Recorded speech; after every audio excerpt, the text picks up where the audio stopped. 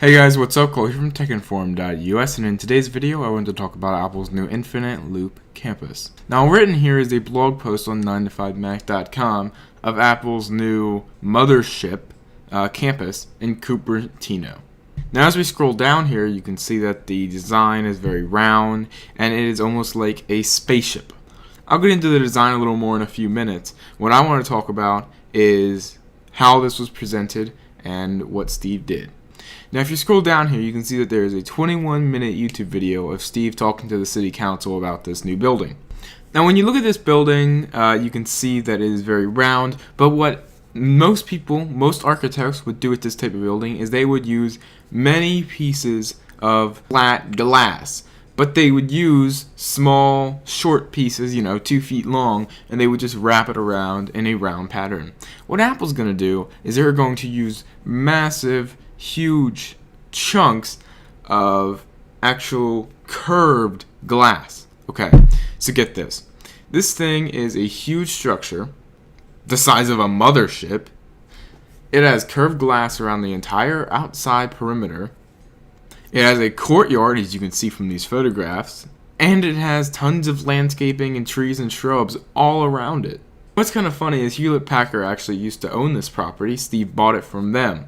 What the property looks like now, as you can see here from the before picture, the property is covered in asphalt by about 80%, and the other amount is just like sand and dirt. And then some of the asphalt also has buildings on top of it. So it's about as unenvironmentally friendly as possible at the current moment.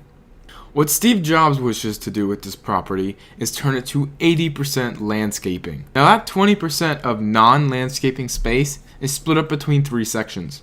1, a small above ground parking lot. They will have most of their parking underground, but the above ground parking lot is just going to be rollover parking for when they're really busy.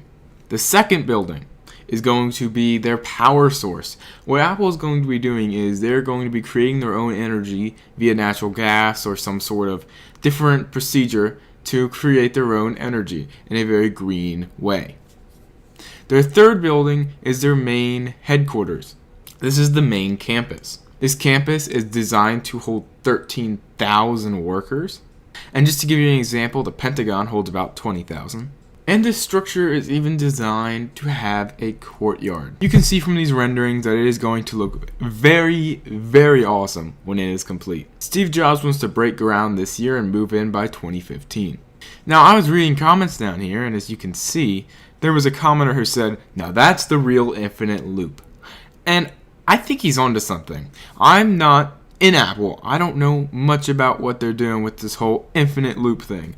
However, being smart and putting the pieces together, there has to be something with this loop.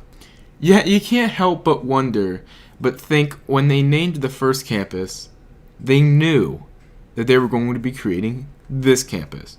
You wonder how long they've had this campus just sitting under the works, just sitting there, just waiting. Now they will be keeping both campuses, so don't worry, the old campus will be staying there and it will hold about 2,000 workers, while this one holds about 12 or 13,000.